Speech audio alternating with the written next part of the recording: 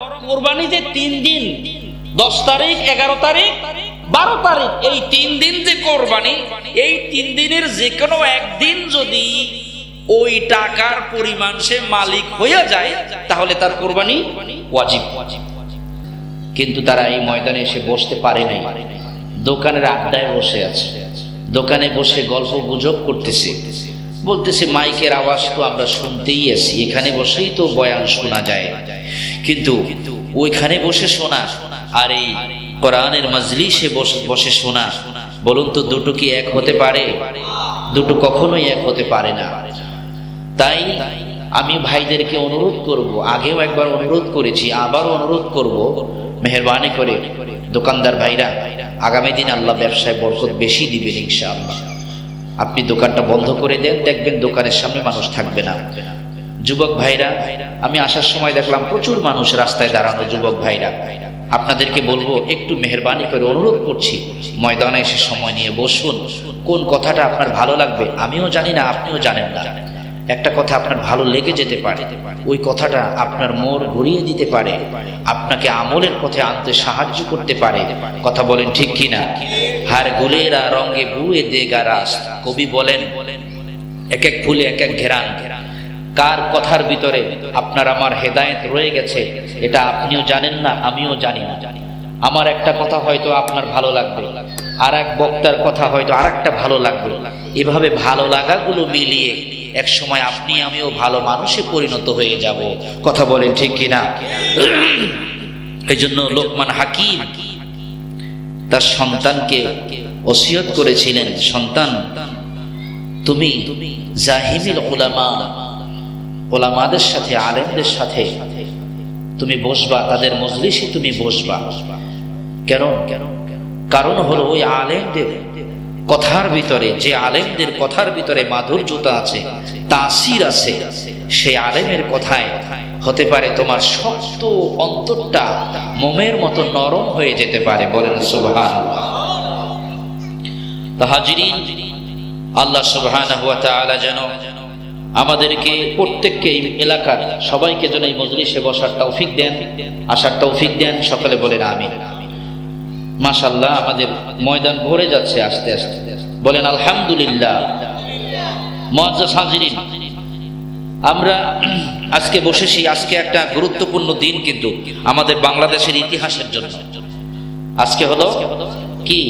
16ই December, our victory day, আমাদের বিজয় দিবস। বলেন না আলহামদুলিল্লাহ। এমন একটা সুন্দর দিনে আমরা এই ময়দানে একত্রিত হয়েছি, এখানে বসেছি। আজকের এই দিনে 1971 সনের আজকের এই দিবসে পাকিস্তান হানাদার বাহিনী, জালেম বাহিনী আমাদের এই দেশ থেকে বিদায় নিয়েছিল, আত্মসমর্পণ করে মুক্তিযুদ্ধে তারা পরাজয় বরণ করে বিদায় নিয়েছিল। আজকে সেই আমাদের স্বাধীনতার দিন, আজকে আমাদের সেই বিজয় দিবসের দিন। সেই বিজয় দিবসে আজকে বিভিন্ন জায়গায় কনসার্ট হচ্ছে, গান হচ্ছে, ডেক সেট বাজানো হচ্ছে। একটু চিৎকার নেবে বলেন নাউজুবিল্লাহ। আমরা সেই তথাকথিত প্রগতিবাদীদের স্লোগানের সাথে এক না হয়ে আমরা একটি সহি তরিকায় কোরআন হাদিসের নিয়ম অনুযায়ী আমরা আজকে সেই শহীদদের জন্য দোয়া করব, যেখানে 30 লক্ষ শহীদেরা বাংলাদেশ স্বাধীন করার জন্য জীবন দিয়েছিল। অনেক মা বোনরা সম্ভ্রমহানি হয়েছিল। আমি আমার মুসল্লি মুক্তিযোদ্ধাদের কাছে শুনেছি, মুক্তিযোদ্ধার পরে অনেক বাবারা, যে এখানে মুরব্বীরা উপস্থিত আছেন, অনেক মা বোনেরা তাদের পেটের বাচ্চাকে মেরে ফেলেছিল। কেন জানেন? কারণ এই পাকিস্তানি হানাদার বাহিনীরা আমাদের এই বাংলাদেশের, পূর্ব পাকিস্তান তখন ছিল, বাংলাদেশের সুন্দরী সুন্দরী রমণীদেরকে ধরে নিয়ে তাদের সাথে খারাপ কাজ করে তাদের পেটের ভিতরে বাচ্চা জন্ম দিয়েছিল। জোরে বলেন নাউজুবিল্লাহ। পরে মা বোনরা সেই বাচ্চাদেরকে যখন পেরির ভিতরে, মাটির ভিতরে দাফন করছে, বলছে তুমি না মা, তুমি কেন এটা করলা? কয় আমি করেছি এই জন্য, আমি ওই জালেমদের সন্তান, আমার পেটে, আমার বুকে আমি লালন করব না। এত অত্যাচার জুলুম করেছিল আল্লাহ সুবহানাহু ওয়া তাআলা আজকের এই মেমোরিয়াল ডে, আজকে সেই স্মরণীয় দিন আমাদের 16ই ডিসেম্বরে, আজকে আমরা শহীদদের জন্য দোয়া করব, আল্লাহ যেন কবুল করে, বলেন আমিন। আর জোরে বলেন আমিন। তাদেরকে আল্লাহ জান্নাতের আলা মাকাম দান করেন, বলেন আমিন। জীবিত মুক্তিযোদ্ধা যারা আছে আল্লাহ যেন তাদেরকে হায়াত দারাজ করেন। ভুয়া মুক্তিযোদ্ধা না। বিগত সরকারের আমলে আমি শুনেছি 50,000 নাকি 25,000 ভুয়া মুক্তিযোদ্ধা বানাইছি। ভুয়া মুক্তিযোদ্ধা সার্টিফিকেট বানাইয়া তাদেরকে মাসে মাসে 35,000 30,000 গম, ভুট্টা, ডাল, চাল তাদেরকে দিয়ে তাদেরকে সোনার সোহাগা, সোনার বালাখানা তাদেরকে বানায় দিচ্ছে। কিন্তু আমরা সেই ভুয়া মুক্তিযোদ্ধাদের জন্য নয়, বরং যারা সত্যিকারের মুক্তিযোদ্ধা, যারা সত্যি সত্যি দেশের জন্য জীবন বাজি রেখে যুদ্ধ করেছিল, আমরা তাদের জন্য দোয়া করব, আল্লাহ যেন তাদেরকে হায়াত দারাজ করেন, বলেন আমিন। তাদেরকে জান্নাতের আলা মাকাম দান করেন, বলেন আমিন। হাজিরিন, একটা স্বাধীন দেশের মূল্য আছে না নাই? একটু সকলে জবান খুলে বলেন। একটা স্বাধীন সার্বভৌম রাষ্ট্রের মূল্য মর্যাদা কতটুকুন? এই প্রশ্নের উত্তরটা যদি আপনি ফিলিস্তিনের জনগণকে জিজ্ঞাসা করেন যে হে ফিলিস্তিনের জনগণেরা, স্বাধীনতার মূল্য কতটুকুন, একটা স্বাধীন সার্বভৌমত্ব রাষ্ট্রের মর্যাদা কতটুকুন, দাম কতটুকুন, ফিলিস্তিনের জনগণরা জানে একটা স্বাধীনতার দাম কতটুকুন। তারা 70 বছর থেকে স্বাধীনতার জন্য যুদ্ধ করতেছে। সুবহানাল্লাহ। একটা স্বাধীনতা সার্বভৌমত্ব রাষ্ট্রের দাম কত? আপনি যদি কাশ্মীরের মুসলমানদের, কাশ্মীরের জনগণকে জিজ্ঞাসা করেন, গুজরাটের জনগণকে জিজ্ঞাসা করেন,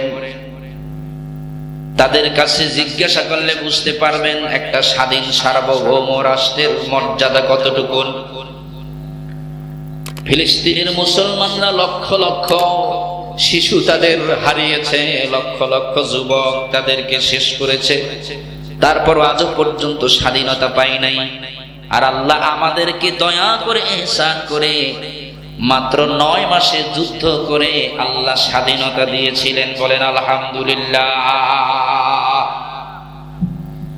আজকে সেই স্বাধীনতা হুমকির মুখে, আজকে সেই স্বাধীনতা হারিয়ে যাওয়ার পথে। আজকে বারবার আমাদের প্রতিবেশী রাষ্ট্র আমাদেরকে হুমকি দিচ্ছে। আজকের নিউজ আপনাদেরকে জানিয়ে দিচ্ছি, ভারতের প্রধানমন্ত্রী নরেন্দ্র মোদী তার ফেসবুক স্ট্যাটাসে লিখেছে, ফেসবুক স্ট্যাটাসে সে বলেছে যে আমাদের স্বাধীনতা দিবস আজকে। একটু জোরে বলেন নাউজুবিল্লাহ। আজকে স্বাধীনতা দিবস আমাদের না ভারতের? জোরে বলেন, আমাদের না ভারতের? আমাদের। কিন্তু নরেন্দ্র মোদী ফেসবুকে লিখেছে আজকে আমাদের স্বাধীনতা দিবস। আমাদের স্বাধীনতা দিবসে যারা জীবন দিয়েছে আমরা তাদেরকে স্মরণ করতেছি। একটু জোরে বলেন নাউজুবিল্লাহ। এই কথা দ্বারা কি বুঝলেন? এই কথা দ্বারা কি ওনরা আমাদের বাংলাদেশকে স্বাধীন রাষ্ট্রের ভিতরে রাখছে, না ওনরা আমাদেরকে তাদের ভিতরে নিয়ে গেছে? তাদের ভিতরে নিয়ে গেছে না? এই জন্য আমি বলছি ভাইরা, আমাদের স্বাধীনতা, আমাদের মানচিত্র হুমকির মুখে। এখন দরকার আমাদের ট্রেনিং দেওয়া। কি দেওয়া? ওই শুধু দাওয়াত খায়া শরীর মোটা বানানোর সময় এখন নেই।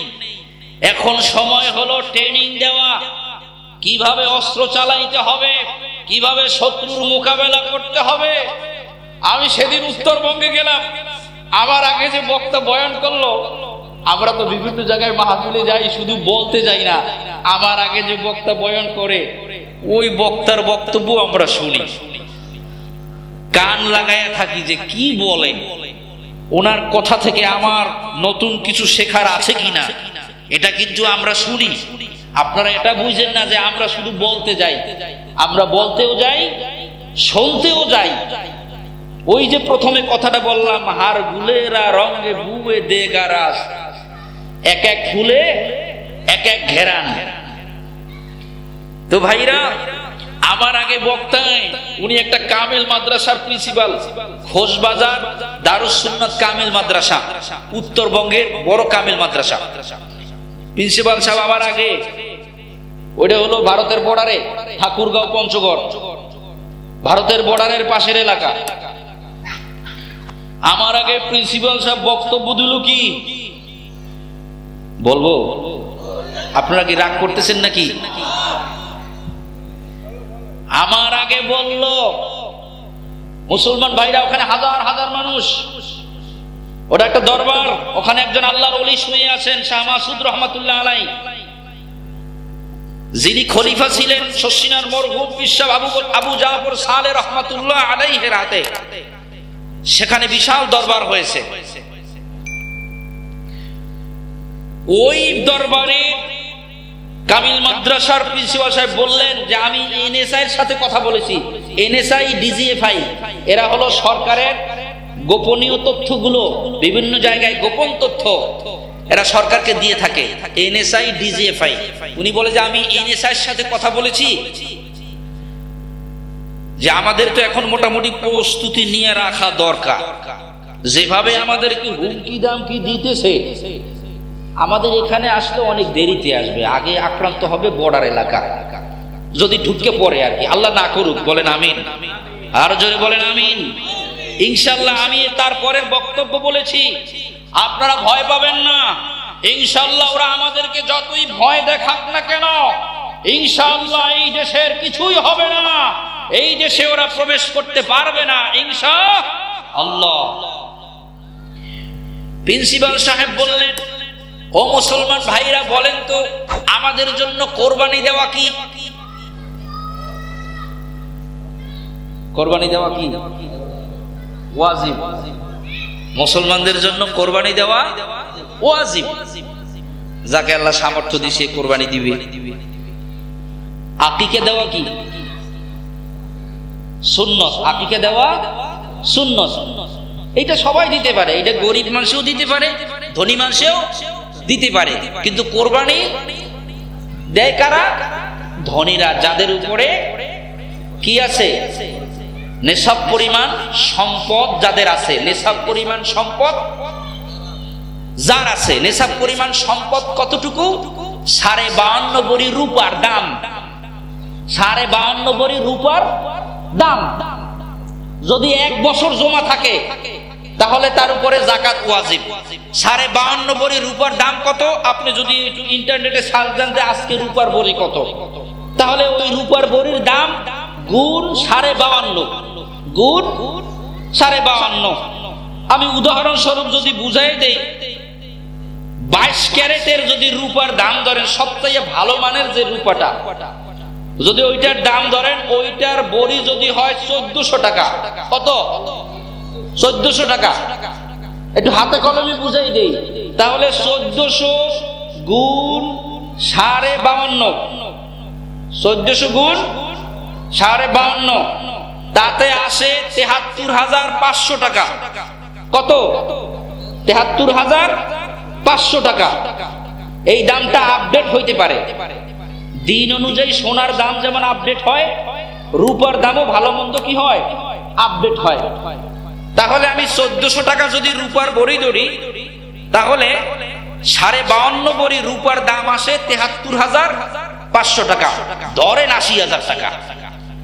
1 লক্ষ টাকাও না, 80,000 টাকা যদি কারো কাছে 1 বছর জমা থাকে, ঋণ নাই, তাহলে ওই ব্যক্তির উপরে যাকাত দেওয়া কি ওয়াজিব। এখন যাকাত দেওয়ার জন্য 1 বছর জমা থাকতে হবে, কিন্তু কোরবানি দেওয়ার জন্য 1 বছর জমা থাকা লাগবে না, বরং কোরবানি যে 3 দিন, 10 তারিখ, 11 তারিখ, 12 তারিখ, এই 3 দিন যে কোরবানি, এই 3 দিনের যে কোনো একদিন যদি ওই টাকার পরিমাণ সে মালিক হয়ে যায়, তাহলে তার কোরবানি ওয়াজিব। কোরবানির জন্য 1 বছর জমা থাকা লাগবে না। প্রিন্সিপাল হুজুরি বললেন, কোরবানি তো আপনারা দেন, আকিকা তো আপনারা দেন, তাহলে ওটার জন্য তো একটা ছুরি লাগে। কি বলেন, লাগে না? গুল্লি তো আর লাগে না, লাগে কি ছুরি। গুল্লি রাখলে তো সমস্যা আছে, পিস্তল রাখলে সমস্যা আছে, কিন্তু আপনি যদি আকিকার কথা বইলা আর কোরবানির কথা বইলা যদি একটা ছুরি অন্তত পক্ষে ঘরে রাখেন, কি জন্য? প্রস্তুতির জন্য। যদি কাফেররা আইয়া বসে, যদি কাফেররা আক্রমণ করে বসে, তাহলে ওইটা ওই সময় কি কাজে লাগানো যাবে। বন্ধুরা, এই জন্য নিজের দেশের প্রতি ভালোবাসা, মুহাব্বত দরকার আছে না নাই? নিজের দেশকে ভালোবাসা, পাশের দেশকে ভালোবাসা। আল্লাহ রাসূল সাল্লাল্লাহু আলাইহি ওয়াসাল্লাম নিজের ভূমিকে ভালোবেসেছেন কিনা বলেন? নিজের মাতৃভূমি যেখানে জন্ম নিয়েছেন সেই জমিনকে আমার নবীজি ভালোবেসেছেন, বলেন সুবহানাল্লাহ। হাদিস শরীফ প্রমাণ, নবী সাল্লাল্লাহু আলাইহি ওয়াসাল্লাম যেই রজনীতে হিজরত করে মক্কা ছেড়ে মদিনায় যাচ্ছেন, অন্ধকার রজনী, আল্লাহর হুকুম হয়েছে, হাবিব আপনি আর আপনার জন্মভূমিতে থাকতে পারবেন না। নিজের জান, নিজের দিন, নিজের ঈমান রক্ষা করার জন্য আপনাকে আপনার মাতৃভূমি ছেড়ে যেতে হবে। উঠে যান, ঘুম থেকে উঠে যান। নবীজি আমার হযরত আলীকে নিজের বিছানায় শোয়া দিয়া ঘর থেকে যখন বের হয়ে যাবেন, তাকিয়ে দেখেন ঘরের চতুর্দিকে কাফের মুশরিকেরা বড় বড় লম্বা তলোয়ার নিয়ে দাঁড়িয়ে আছে। নবীজিকে সামনে পেলেই টুকরো টুকরো করে ফেলবে। জিবরাইল আমিন এসে নবীজিকে জানিয়ে দিলেন, হাবিব আল্লাহ, আপনি সূরা ইয়াসিন শরীফ পড়ে কিছু বালু হাতে নিয়ে সূরা ইয়াসিন শরীফ পড়ে আপনি বালুর মধ্যে ফু দেন। বালির মধ্যে ফু দিয়ে আপনি এরকম কাফের মুশরিকের দিকে আপনি বালু, এক মুঠো বালু আপনি নিক্ষেপ করেন। নিক্ষেপ করবেন আপনি, আর আপনার ঘরের চতুর্দিকে কাফেরদের চোখের ভিতরে ভিতরে ওই বালু ঢুকিয়ে দেওয়ার দায়িত্ব আমি আল্লাহর। জোরে বলেন সুবহানাল্লাহ। হাবিব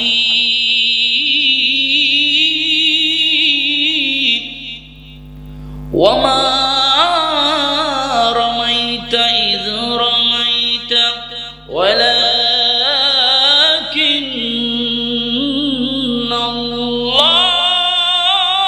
ওয়ালাকিন্নাল্লাহা রামা।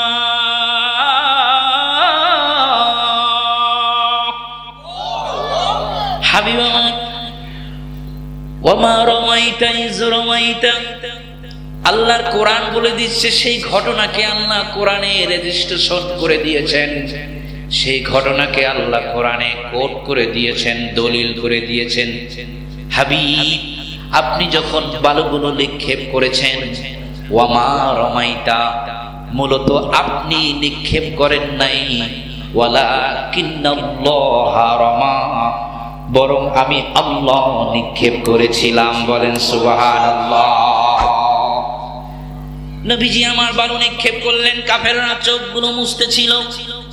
এই চোখগুলো মুছতেছিল, ওই ফাঁকে আল্লাহ তার হাবিবকে বের করে দিলেন। বলেন না মারহাবা। নবীজি আমার নিজের ঘর ছেড়ে চলে যাচ্ছেন, নিজের মক্কা, নিজের মাতৃভূমি ছেড়ে চলে যাচ্ছেন। কিছু দূর যায় আর নিজের মাতৃভূমির মায়ায় পিছনের দিকে ফিরে ফিরে চায়। কিছু দূর যায়, আবার মক্কার দিকে ফিরে ফিরে যায় আর বলে, সাক্ষী থাকো চন্দ্র সূর্য, আসমানেরই ফেরেশতারা, সাক্ষী থাকো চন্দ্র সূর্য আসমানেরি ফেরেশতারা কাফেরেরি অত্যাচারে আমি হইলাম দেশহারা। লাউলা আন্না কওমি আখরাজুনি মা সাকানতু গায়রাকা। নবীজি আমার কিছু দূর যায় আর মক্কার দিকে লক্ষ্য করে বলে, ওরে আমার মক্কা, আমার মাতৃভূমি রে, যদি আমার নিজের স্বজাতিরা আমাকে জোর করে তোমার থেকে বের করে না দিত, আমি মক্কা তোমাকে ছেড়ে পৃথিবীর কোথাও যাইতাম না। সুবহানাল্লাহ, সুবহানাল্লাহ। তুমি আমার কাছে কতই না প্রিয়, তুমি আমার মাতৃভূমি। এই জমিনে আমি জন্ম নিয়েছি, তোমার আলো বাতাসে আমি বড় হয়েছি, তোমার মাটিতে আমি হাঁটা চলা করেছি, তোমার সাথে মিশে আছে আমার দেহ, তোমার সাথে মিশে আছে আমার শৈশবকাল, আমার বাল্যকাল, আমার যৌবনকাল তোমার সাথে মিশে আছে। তোমাকে ছেড়ে আমার যেতে মনে চায় না। সুবহানাল্লাহ। কিন্তু আল্লাহর হুকুম যেতেই হবে। কার হুকুম? আল্লাহর হুকুম যেতেই হবে। নবীজি আমার চলে গেলেন মদিনায়, কিন্তু মন এখনো মক্কায়। মাতৃভূমির জন্য এখনো তার মন কাঁদতেছে। ও ভাই, দেশের জন্য মায়া থাকা দরকার আছে না নাই? আমি সেই জিনিসটা বুঝাচ্ছি। রাসূল আমার নিজের মাতৃভূমিকে হৃদয় দিয়ে ভালোবেসেছেন। নবী সাল্লাল্লাহু আলাইহি ওয়াসাল্লাম মদিনায় যাওয়ার পরে নামাজ পড়তেছেন, ফিলিস্তিনের দিকে ফিরে, বাইতুল মুকাদ্দাসের দিকে ফিরে তিনি নামাজ পড়তেছেন। কিবলা বাইতুল মুকাদ্দাস, কিন্তু নবীজির মনে মনে আছে, আল্লাহ, আমি যদি ওই মক্কায় যে কাবা আছে, আমি যদি কাবার দিকে ফিরে নামাজটা পড়তে পারতাম, আমার মনে শান্তি লাগতো। কিন্তু নবীজি আমার নামাজ পড়তেছেন বাইতুল মুকাদ্দাসের দিকে ফিরে। শুধু নবীজি নয়, বরং আদম থেকে শুরু করে ঈসা নবী পর্যন্ত যত নবীরা পৃথিবীতে এসেছেন, সব নবীরা নামাজ পড়েছেন বাইতুল মুকাদ্দাসের দিকে ফিরে। যে বাইতুল মুকাদ্দাস আজকে ইহুদিরা দখল করে রেখেছে, মুসলমানদেরকে ভিতরে প্রবেশ করতে দেয় না। মুসলমানরা ঢুকলে পরে মুসলমানদেরকে মারে, মুসলমানদেরকে খেদায়া বের করে দেয়। কত অসহায় আমরা মুসলমানরা। বন্ধুরা আমার, একটু মনোযোগ দিয়ে শুনবো।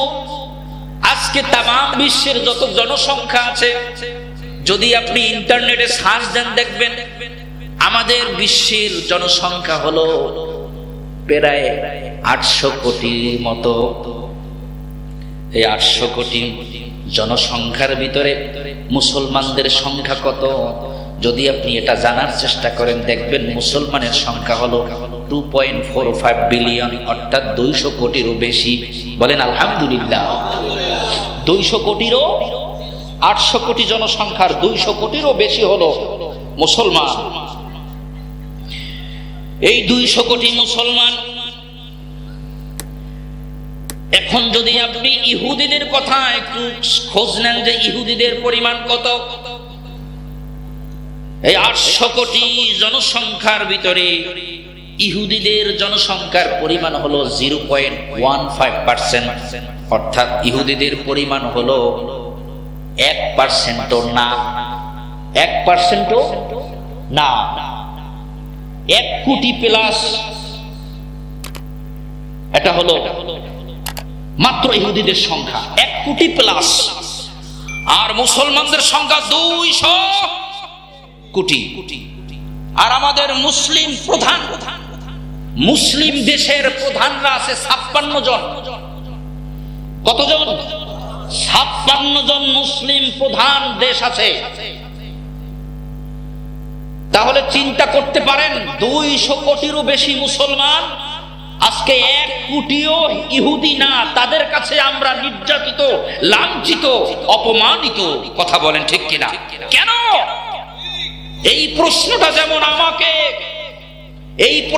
যেমন আমাকে ধুকরে ধুকরে শেষ করে দিচ্ছে, এই প্রশ্নটা হয়তো মাঝে মাঝে আপনার হৃদয়ে জেগেছে যে আমরা বিশ্বে এত শক্তিধর, ফিলিস্তিনের পাশে দুবাই, কুয়েত, বাহরাইন, জর্ডান, এত মুসলিম দেশ থাকা সত্ত্বেও আজকে ফিলিস্তিনের পাশে কেউ নেই। ওরা একা কেন এত মার খাচ্ছে কেন? এই প্রশ্নের জবাবটাও আমি যতটুকু পেয়েছি আমি বয়ানের শেষের দিকে মোনাজাতের আগে দেওয়ার চেষ্টা করব, যে কেন আমরা 1 কোটি ইহুদির কাছে 200 কোটি মুসলমানরা আজকে মার খাচ্ছি। এর আগে আমি আমার যে পয়েন্টে ছিলাম সে পয়েন্টে চলে আসি। আল্লাহর হাবিব সাল্লাল্লাহু আলাইহি ওয়াসাল্লাম মদিনায় বসে নামাজ পড়তেছেন কোন দিক ফিরে? মদিনায় বসে নামাজ পড়তেছেন বাইতুল মুকাদ্দাস, যেটা হলো ফিলিস্তিনে, জেরুজালেমে। কিন্তু নবীজির মন চায় কোন দিক ফিরে পড়বে? কাবার দিকে ফিরে, মক্কার দিকে ফিরে নামাজ পড়বে। নবীজির মন চাচ্ছে এটা। আল্লাহ সুবহানাহু ওয়া তাআলা একদিন জিবরাইলকে পাঠিয়ে দিলেন, জিবরাইল তুমি এবার আমার হাবিবের কাছে চলে যাও, আমার হাবিবের মন চাইতেছে কাবার দিকে ফিরে নামাজ পড়বে। নবী সাল্লাল্লাহু আলাইহি ওয়াসাল্লাম তখন মদিনার উপকণ্ঠে একটা মসজিদে বসে নামাজ পড়তেছিলেন, এক জায়গায় বসে। তখন ওটা মসজিদ হয়নি, এখন ওটা মসজিদ হয়েছে। ওই মসজিদটার নাম মসজিদে কেবলাতাইন, 2 কেবলার মসজিদ। যখন হজ উমরা করতে যান আপনারা, তখন আপনাদেরকে নিয়ে ওই মসজিদ দেখানো হয় যে এই সেই মসজিদ যেখান থেকে কেবলা পরিবর্তন হয়েছিল, 2 কেবলার মসজিদ, মসজিদে কেবলাতাইন। আল্লাহর নবী সাল্লাল্লাহু আলাইহি ওয়াসাল্লাম যোহরের নামাজ পড়তেছিলেন, অন্য রিওয়ায়াতে আসছে আসরের নামাজ পড়তেছিলেন, 4 রাকাত বিশিষ্ট ফরজ নামাজ। 2 রাকাত যখন পড়া হয়েছে, জিবরাইল আমিন এসে নবীজিকে ধরে বাইতুল মুকাদ্দাস থেকে মুখ ফিরাইয়া, বডি ফিরাইয়া একেবারে কাবার দিকে ফিরাইয়া দিলেন। বলেন সুবহানাল্লাহ। আর জিবরাইল আমিন সূরা বাকারার এই আয়াত নিয়ে নাজিল হলেন। আল্লাহর তরফ থেকে যে ওহী, আল্লাহর তরফ থেকে যে মেসেজ নিয়ে নাজিল হলেন, আউযু বিল্লাহি মিনাশ শাইতানির রাজীম, قد نرى تقلب وجهك في السماء فلنولينك قبلة ترضاها فول وجهك شطر المسجد الحرام। জোরে জোরে বলেন সুবহানাল্লাহ। হে বন্ধু আমার, অগদস্ত আমার, আমি দেখতেছি আপনি বারবার আকাশের দিকে আপনার মাথা উঠাচ্ছেন, আপনার চেহারা বারবার আসমানের দিকে উঠাইতেছেন। আমি দেখতেছি কেন উঠাচ্ছেন তা তো আমি জানি, আপনার মন চাইতেছে আপনি কাবার দিকে ফিরে নামাজ পড়বেন। এই জন্য বারবার নামাজ পড়া অবস্থায় আপনি আকাশের দিকে তাকাচ্ছেন। আমার আল্লাহ যে আমার মনের আশাটা পূরণ করে নেয়। হাবিব আমার, আপনি যেহেতু কেবলা, নামাজের কেবলা, আপনি কাবাকে পছন্দ করেছেন, তাই আমি আল্লাহ কাবাকে কিবলা হিসাবে পছন্দ করলাম। ফাওয়াল্লি ওয়াজহাকা শাতরাল মাসজিদিল হারাম, আপনি এখনই আপনার চেহারাকে মসজিদুল হারামের দিকে আপনি ঘুরাইয়া দেন। সুবহানাল্লাহ। এই কিবলা পরিবর্তন হয়ে গেল। সেই থেকে শুরু করে আজও পর্যন্ত আমাদের নামাজের কিবলা হলো কাবা। মদিনায় আমাদের যাইতে মনে চায় না? জোরে বলে চায় না? কিন্তু আমাদের অনেকে সম্বল নাই, কি বলেন ঠিক কিনা? কিন্তু দোয়া চালাই যেতে হবে, দোয়া চালাই যেতে হবে। ওই শিল্পী আব্দুল আলিম একটা গজল লিখছিল, অনেক পুরোনো শিল্পী আব্দুল আলিম, ওই মুরব্বীদের যুগের। এখন শিল্পীরা তো ভালো গান গায় না, আগে শিল্পীরা ভালো ভালো গান গাইত। শিল্পী আব্দুল আলিমের সুন্দর সুন্দর ভালো ভালো গান আছে। উনি একটা গজল গাইছিলেন মদিনাকে নিয়ে। মনে বড় আশা ছিল যাব মদিনা। শুনছেন না? অনেকের পরিচিত, দুই একজনে যারা জানেন একটু একটু জবান খুলে বলেন, আল্লাহ যেন কবুল করে নেয়, বলেন আমিন। মনে বড় আশা ছিল যাব মদিনা, সালাম আমি করব গিয়ে, সালাম আমি করব গিয়ে নবীজির রওজায়। মনে বড় আশা ছিল আরব সাগর পাড়ি দেব, নাই যে আমার তরি, ডানা নাই রে উড়িয়া যাইতাম পাখাতে ভর করি। আরব সাগর পাড়ি দেব, নাই যে আমার তরি, পাখা নাই রে উড়িয়া যাইতাম ডানাতে ভর করি।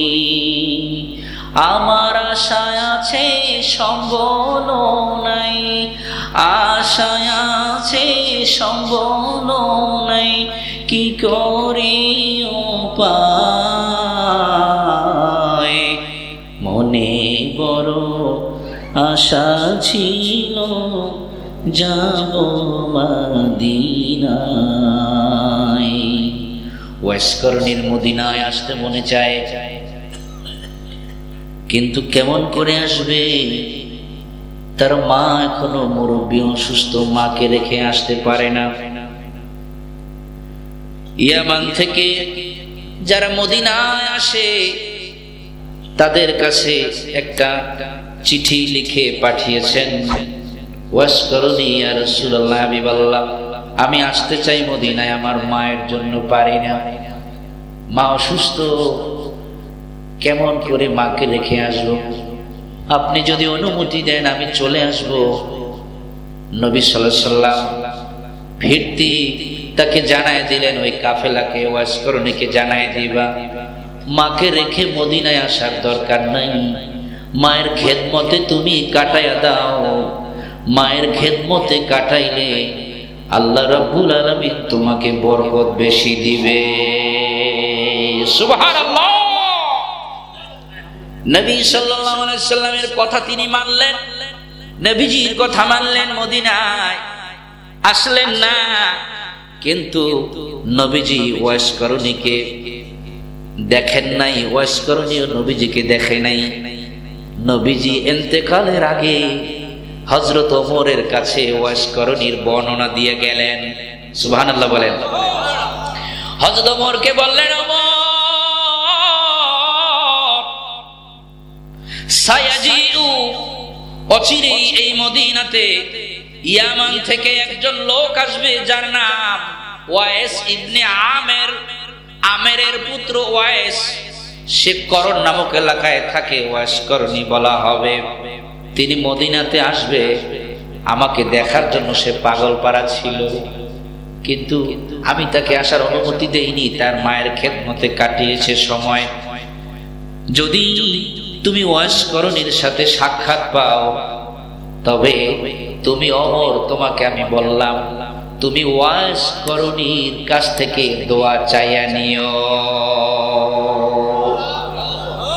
সুবহানাল্লাহ। তো আসতে হইল যে ভাই, একটু জোরে বলেন না সুবহানাল্লাহ। ওমররে কি বলছে, তুমি ওয়াসকরণের জন্য দোয়া করবা এইটা বলছে, না ওয়াসকরণের কাছ থেকে দোয়া চাইবা, কোনটা বলছে? দোয়া চাইতে বলছে। একজন সাহাবী, ওমরের মতো সাহাবী, যে নবীজির পাশে শুয়ে আছে, সুবহানাল্লাহ, কত বড় সৌভাগ্যবান চিন্তা করতে পারেন, যে নবীজির পাশে শুয়ে আছেন হযরত ওমর। প্রথম নবীজিকে সালাম দিতে হয়, বাবু সালাম দিয়ে ঢুকে, তারপরে আবু বকর রাদিয়াল্লাহু তাআলা আনহুকে সালাম দিতে হয়, তৃতীয় নম্বরে হযরত ওমরকে সালাম দিতে হয়। সুবহানাল্লাহ, একই রওজার ভিতরে তারা শুয়ে আছে তিনজন। তাহলে সে ছোটখাটো কোনো মানুষ ছিলেন না, নবীজির পাশে শোয়ার সৌভাগ্য হয়েছে। সুবহানাল্লাহ। হযরত ওমরের মতো মানুষকে বলতেছে তুমি ওয়াসকরণের কাছে দোয়া চাইবা, যে হযরত ওমরের কথায় মদিনার আগুন বন্ধ হয়ে গেছিল। সুবহানাল্লাহ। লাঠি ছিল ওমরের, মদিনায় ভূমিকম্প শুরু হয়েছে, মদিনায় ভূমিকম্প শুরু হয়েছে। ওমর রাদিয়াল্লাহু তাআলা আনহু লাঠিটা হাতে নিয়ে জমিনের উপরে শাসন করে বলতেছেন, হে জমিন স্টপ, কাঁপাকাঁপি থামো, তোমার বুকে আমার নবী শুয়ে আছে। জোরে বলেন সুবহানাল্লাহ। হযরত ওমরের লাঠির আঘাতে মদিনার মাটি কম্পন বন্ধ হয়ে গেল। সুবহানাল্লাহ। যে হযরত ওমরের কথায় মাকামে ইব্রাহিমে 2 রাকাত নামাজ পড়া ওয়াজিব হয়ে যায়। সুবহানাল্লাহ। যে ওমরের কথায় কোরআনের কমপক্ষে 10টি আয়াত আল্লাহ নাযিল করেছিলেন। তাহলে সেই মানুষটিকে আল্লাহ রাসূল বলছেন ওয়াসকরণের কাছে কি চাইবা? দোয়া চাইবা। ভালো মানুষের কাছে, হক্কানি আলেম ওলামার কাছে, পীর বুজুর্গদের কাছে, ইমাম সাহেবের কাছে দোয়া চাইতে হয়, মুরব্বীদের কাছে দোয়া চাইতে হয়। আল্লাহ রাসূল শিখাইছেন। সুবহানাল্লাহ বলেন। এরকম কপাল পরা আপনি পাইছেন কিনা জানি না, আমি ওই ফেসবুকের কল্যাণে একজন কপাল পরা দেখছিলাম, সে বলতেছে আমি কারো কাছ থেকে দোয়া চাই না, আমার দোয়া লাগে না। কিছুদিন আগে দেখছিলেন না, এক সুন্দর নাডুস নুডুস চেহারাওয়ালা মাদ্রাসার হুজুরদের সামনে বক্তব্য দিচ্ছে, ওই হুজুররা যখন আমিন আমিন কয় তখন আমি আমিন আমিন কই না। কি দেখেন নাই? কারণ কয় আমার বুকে বল আছে, আমি জীবনে কোনো অপরাধ করি নাই। দেখছেন এই বক্তব্য? দেখছেন? কপাল ফুললে কিছু থাকে না, ঘর ফুললে তো ছাই থাকে, কপাল ফুললে কিছু থাকে না। আল্লাহ রাসূল বলতেছেন ওমরকে, ওয়াসকরণের সাথে দেখা হইলে কি করবা? দোয়া চাইবা। আচ্ছা, সবাই রাসূলের কাছে বলে হুজুর আমার জন্য দোয়া করুন, আল্লাহ যেন আমারে কবুল করে, মাফ করে। এই রাসূল সাল্লাল্লাহু আলাইহি সাল্লাম একজনের কাছে দোয়া চাইছেন। সে কে জানেন? কথাটা অবাক লাগে না? বলেন যে রাসূল তিনি তো দোয়া করলেই কি আল্লাহ কবুল করে? কথা বলেন ঠিক কি না? হাত জাগাইতে দেরি, কবুল হইতে দেরি নাই। তিনিও একজনকে বলেছিলেন তুমি দোয়া করিও, আমাদের জন্য দোয়া করিও। আমি হাদিস খানা বলছি। ইস্তাযানা ওমর ইবনুল খাত্তাব রাদিয়াল্লাহু তাআলা আনহু লিল উমরা। এই বিড়ি খায় কোনটায়? ধরেন তো ওইটারে, বিড়ির গন্ধ হয় পিছনে বইয়া, কোনটায় যেন বিড়ি খাইতেছে জানি না কে, গন্ধ হইতেছে, ওর জনমের বিড়ি খাওয়াই দেব। ওদের পায়খানার চাইও খারাপ ওটা। কথা বলেন ঠিক কিনা? ওটা পায়খানার চাইও খারাপ। এই বিড়ি খায়, পায়খানায় ঢোকার আগে তো বিসমিল্লাহ বলতে হয়। বাথরুমে ঢোকার আগে কি কয়? বিসমিল্লাহি আল্লাহুম্মা ইন্নী আউযু বিকা মিনাল খুবুসি ওয়াল খাবায়েস। বিসমিল্লাহর কথাও আছে। বাম পা দিয়ে ঢুকতে হয়, বিসমিল্লাহি আল্লাহুম্মা ইন্নী আউযু বিকা মিনাল খুবুসি ওয়াল খাবায়েস। এই দোয়া পড়ে বাম পা দিয়ে ঢুকতে হয়। তো আমি বলছি যে পায়খানায় ঢোকার আগেও কি বিসমিল্লাহ আছে? আর এই বিষটা খাওয়ার আগে তো কুত্তার যেটা খায় না। কথা বলেন ঠিক কিনা? এই আপনাদের বাজারে বিড়ির পাশাগুলো যে পড়ে রয়েছে, এই কুত্তায় শুয়ারে একদিন মুখ দিয়েছে ওই বিড়ির পাশাটায়, আর পায়খানা কি সুন্দর খাইয়ে ফেলায়। দেখছেন বাচ্চারা যে পায়খানা করে, ও সকালবেলায় যদি দেখে যে তাজা তাজা পায়খানা, ও দেখবেন নাস্তা মনে করে একবারে খাইয়ে ফেলাইছে, চারটে খাইয়ে ফেলাইছে, কিন্তু বীর পাশা একটাও মুখ দেয় না। তো কুত্তায় যেটা খায় না সেটা খায় মুসলমান। নাউজুবিল্লাহ কর। এটা আমার ফুবু বাড়ি, তো ফুবাজি বাড়ি, এই জন্য কথা বলছি, রাগ করে না বাবাজিরা আমার, বন্ধুরা আমার। কোন কথা দিয়ে কোন কথায় আইছি মনে আছে? হ্যাঁ, নবী সাল্লাল্লাহু আলাইহি সাল্লাম একজনের কাছে দোয়া চেয়েছেন। আমরা যে মানুষের কাছে দোয়া চাই, যদি একজনকে শুনি মক্কা শরীফ যায়, মদিনা শরীফ যায়, দেখা হলেই বলি আপনি যাচ্ছেন পবিত্র জায়গায়, আমার জন্য একটু দোয়া করেন, বলি না? এই যে আমরা বলি, এটা রাসূল সাল্লাল্লাহু আলাইহি সাল্লাম বলেছিলেন। ইস্তাআযানা ওমর ইবনুল খাত্তাব রাদিয়াল্লাহু তাআলা আনহু লিল উমরা। হযরত ওমর একদিন নবীজির কাছে আসলেন, ইয়া রাসূলুল্লাহ, ইয়া হাবিবাল্লাহ, আমাকে মেহেরবানি করে যদি একটু অনুমতি দেন, আমি একটু উমরা হজে যাইতে চাই। বলেন মারহাবা। নবী সাল্লাল্লাহু আলাইহি সাল্লাম তাকে অনুমতি দিলেন আর বললেন, লা তানসানা, লা তানসানা ফি দুআইকা ইয়া ওমর। ওমর, তুমি পবিত্র ভূমিতে যাইতেছো, যেখানে কাবা আছে, যেখানে মুলতাজাম আছে, যেখানে হাজারে আসওয়াদ আছে, মাকামে ইব্রাহিম আছে, সাফা মারওয়া আছে, এই জায়গাগুলোতে দোয়া কবুল হয়। তুমি যেখানে যেখানে দোয়া করবা, ওই দোয়ার জায়গায় লা তানসানা, তুমি আমাদেরকে ভুলে যেও না।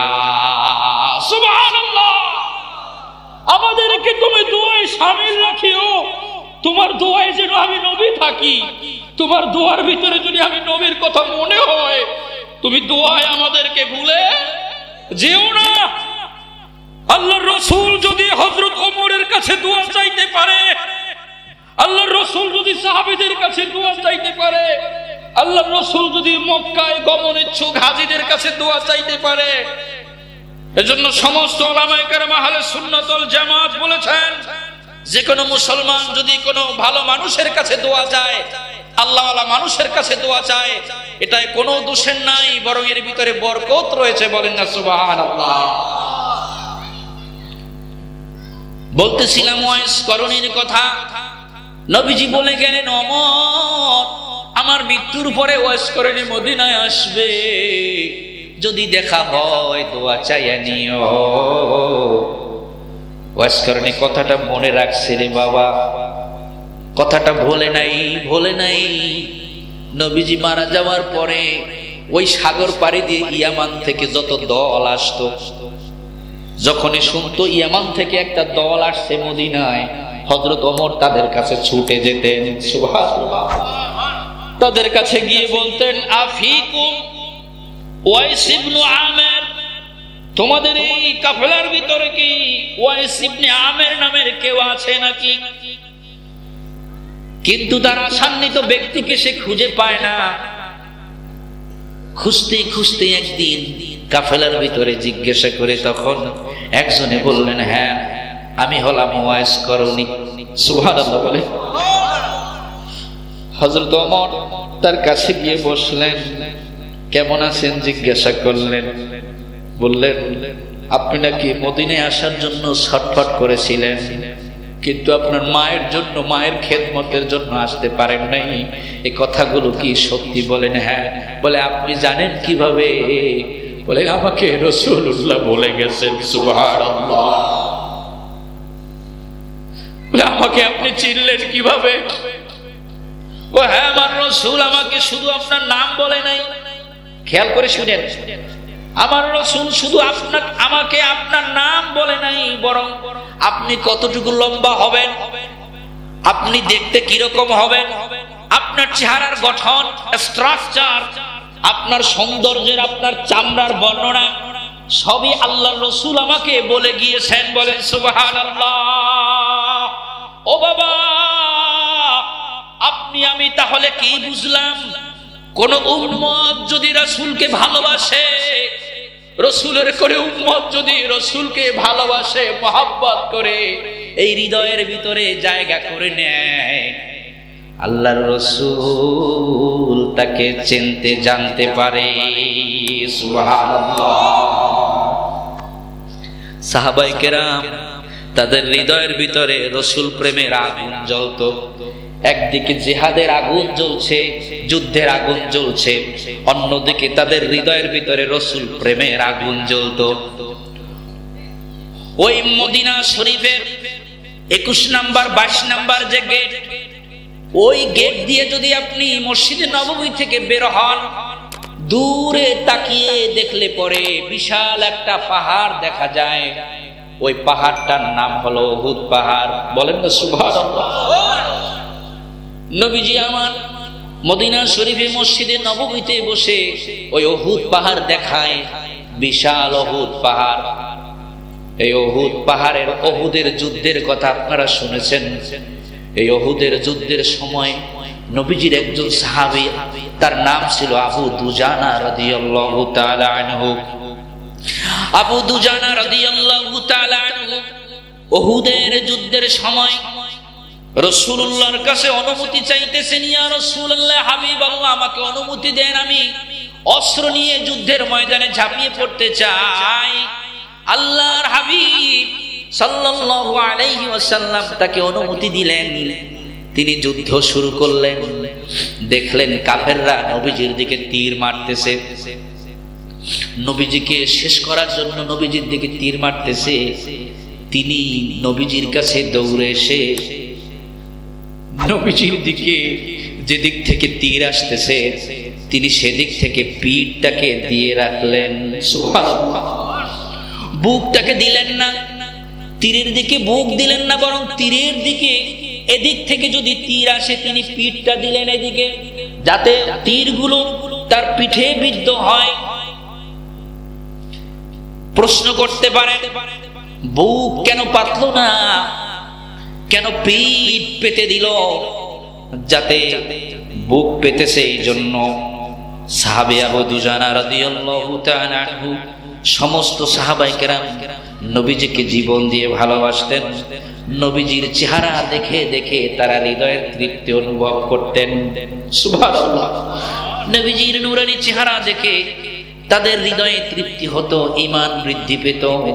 আবু দুজানা রাদিয়াল্লাহু তাআলা আনহু তিনি বুঝতে পেরেছিলেন ওই শত্রুদের মারা তীর আমার পিঠকে বিদ্ধ করবে, আমার পিঠ শেষ করে দিবে। আমি হয়তো ওই তীরের আঘাতে জর্জরিত হয়ে আমি হয়তো মারা যাব, আমি হয়তো শহীদ হব।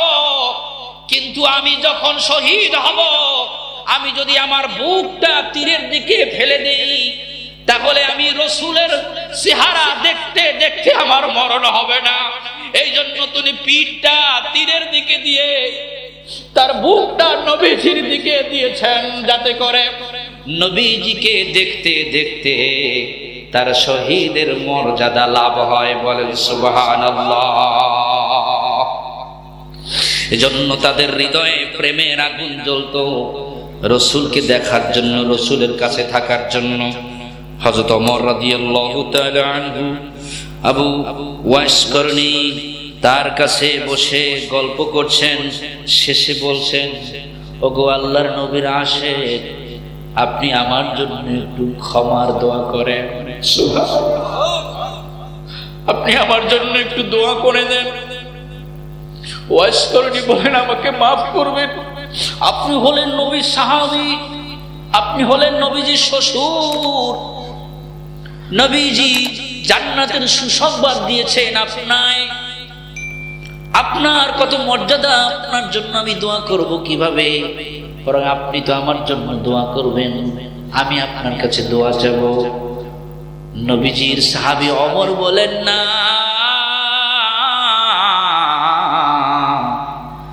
আমার রাসূল আমাকে এভাবে বলে দিয়েছে, আপনি আমার জন্য দোয়া করবেন। বন্ধুরা আমার, বাবাজিরা আমার, চিন্তা করে দেখুন, মায়ের খেদমতের কারণে ওয়াইস করনী কত বড় মর্যাদা লাভ করেছেন। যে নবীজি সাহাবীদেরকে বলে গেছেন তার কাছ থেকে দোয়া চাওয়ার জন্য। ও যুবক ভাইরা আমার, যাদের মা বাবা বেঁচে আছে, খবরদার মা বাবাকে কষ্ট দিবেন না, ধমক দিয়ে কথা বলবেন না। মা বাবার সাথে নরম নরম কথা বলবেন। ও যুবক ভাইরা বলেন তো, নরম নরম নাকি গরম গরম? কেমন কথা হবে? নরম নরম। আল্লাহর পক্ষ থেকে রহমত নাজিল হবে, জীবনটা পরিষ্কার হবে, সবকিছু সহজ করে দিবেন কে? আল্লাহ। শুধু মা বাবার দোয়া সঙ্গে রাখবো আমরা ইনশাআল্লাহ। বলেন ইনশাআল্লাহ। বন্ধুরা আমার, বাবাজিরা আমার, আমি মোনাজাতের শেষ পর্যায়ে চলে এসেছি, দীর্ঘ রাত করব না। আমি শেষ যে পয়েন্টটা নিয়ে কিছু কথা বলবো সেটা হলো, আজকে বিশেষ করে যার জন্য দোয়ার আয়োজন, আমার শ্রদ্ধেয় মরহুমা ভাবি এবং এই বাড়ির মুরব্বী যারা কবরে চলে গেছেন তাদের জন্য দোয়া। একদিন কিন্তু আমরাও এরকম পৃথিবী থেকে বিদায় নিয়ে যাব, আমাদেরও একদিন বিদায় নিতে হবে। আজকে 50 বছর আগে, 100 বছর আগে যারা মরে গেছে তাদের অনেকের নাম আমাদের মনে নাই। কি বলেন, আছে? কয় পুরুষের নাম আমরা জানি, বাবার নাম জানি, দাদার নাম জানি, হাইয়েস্ট গেলে তালুর নাম জানি, বাবার দাদার আগে। যদি এরপরে আরো জিজ্ঞাসা করা হয় আমরা অনেকেই বলতে পারবো না।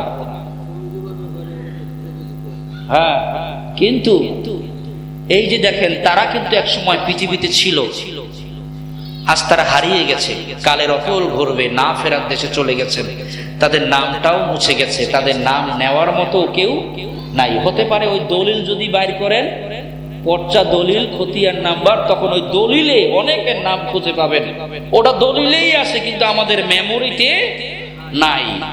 তাদের কথা দোয়ায়ও খুব কম আসে তাদের নাম ধরে, কারণ আমরা নামগুলো জানি না।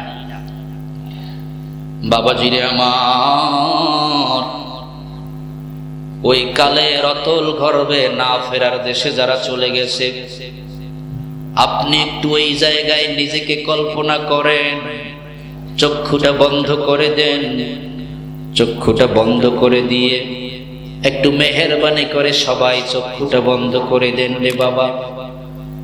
সবাই একটু চক্ষুটা বন্ধ করে দেন, মাথাটা নিচের দিকে ঝুঁকাইয়া দেন, মাথাটা নিচের দিকে ঝুঁকাইয়া দিয়ে চক্ষুটা একটু বন্ধ করে দেন। সবাই বন্ধ করছেন?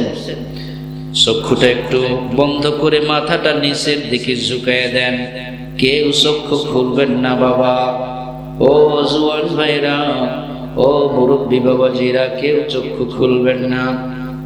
একটু খেয়াল করুন, একটু আগে আপনার পাশে যে ছিল, একটু আগে আপনার সামনে যে ছিল, আপনি তাকে দেখতে পেয়েছিলেন, এখন আর তাকে দেখা যায় না। একটু আগে পৃথিবীর আলো বাতাস আপনি দেখেছেন, এখন আর দেখা যায় না। আজ এখানে বসে আছি, আজ থেকে 100 বছর পরে আপনাকে আমাকে একটু কল্পনা করি। আজ থেকে 100 বছর পরে এমনও হতে পারে আমার নাম নেওয়ার মতো কেউ থাকবে না, আমার জন্য নাম ধরে একটু দোয়া করবে এমন কেউ থাকবে না।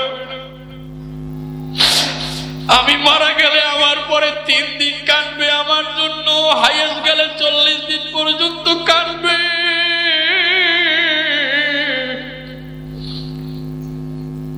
3 মাস, 6 মাস, 1 বছর গেলে আর কান্না করবে না। এই দুনিয়ার সুন্দর গাড়ি বাড়ি নারী ছেড়ে কবরে চলে যাব, আপনি আমি একা একা রওনা হয়ে যাব। কি সঙ্গে নিয়ে কবরে যাব?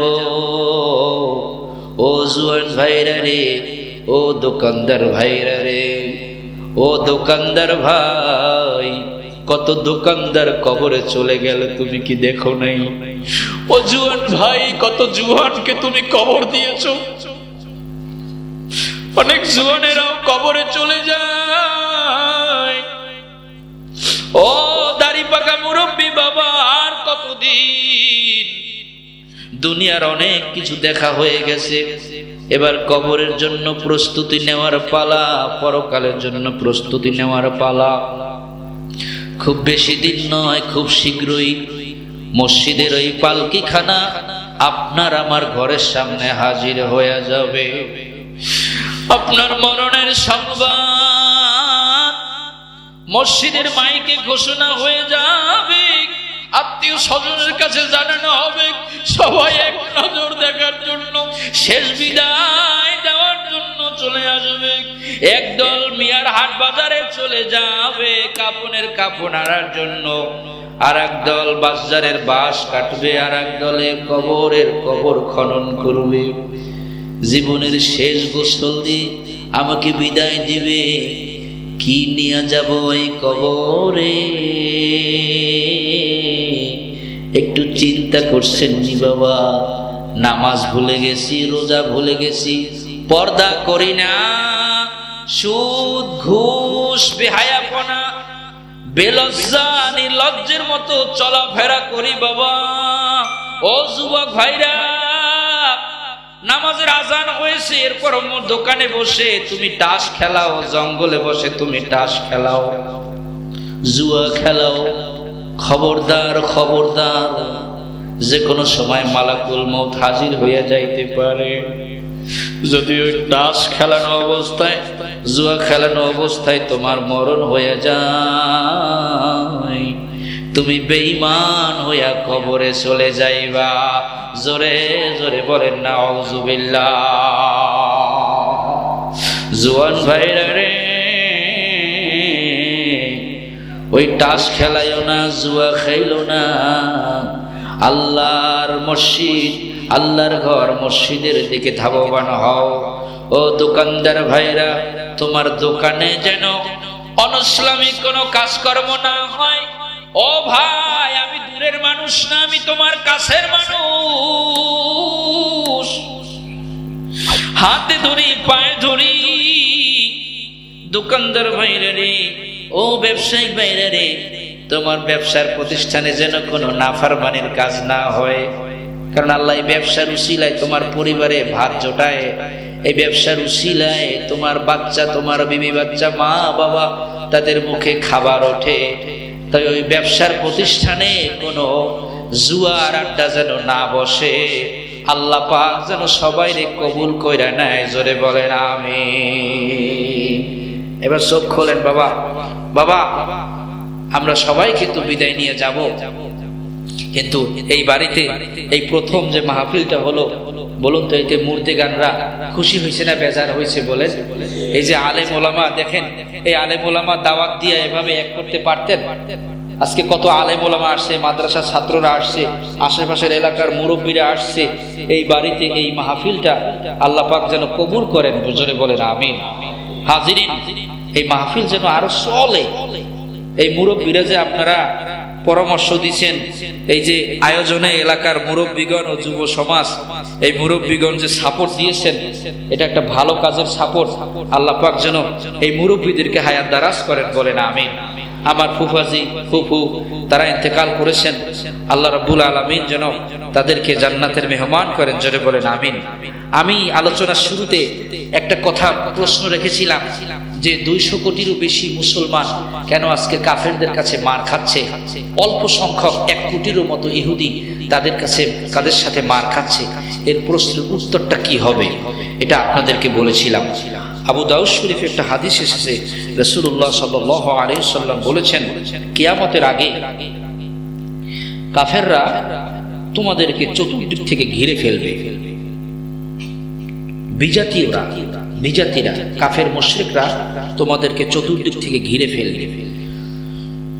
যেমন করে খাবারের পাত্রের চারপাশে যেমন মানুষ সবাই জড়ো হয়, তোমাদেরকে এরকম শেষ করার জন্য বিজাতীয়রা, মুশরিকরা, কাফেররা এরকম এক হয়ে যাবে। আপনারা দেখবেন রসুনের পাশা সব কিন্তু এক জায়গায়। কথা বলেন, কাফেররা কিন্তু সব এক। প্রয়োজনে কাফেররা সব এক। মুসলমানকে শেষ করার জন্য আমেরিকা বলেন, রাশিয়া বলেন, চীন বলেন, ভারত বলেন, সব কিন্তু এক। কিন্তু আমরা মুসলমানরা কিন্তু এক হইতে পারতেছি না। কিন্তু শয়তানগুলা কিন্তু মুসলমানকে মারার জন্য সব কি হয়ে যায়, ওই রসুনের পাশা সব এক জায়গা হয়ে যায়। এই তোমাদের উপরে বিপদ আসবে। সাহাবায়ে কেরাম বললেন, ইয়া রাসূলুল্লাহ, হাবিবাল্লাহ, এটা কেন হবে? আমরা কি সংখ্যায় কমে যাব?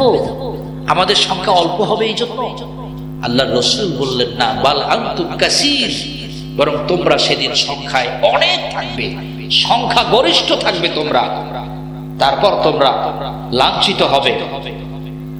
মুসলমানদের যে ভয়টা ছিল কাফেরদের অন্তরে, সেই ভয়টা থাকবে না। এক সময় মুসলমানদের নাম শুনে কাফেররা থরথর করে কাঁপতো, যে মুসলমানরা মৃত্যুকে ভয় পায় না, তলোয়ার নিয়ে ঝাঁপাইয়া পড়ে। এই ভয়টা তাদের আর থাকবে না। আর তোমাদের মনের ভিতরে আল্লাহ ভয় ঢুকাই দিবে। কিসের ভয়?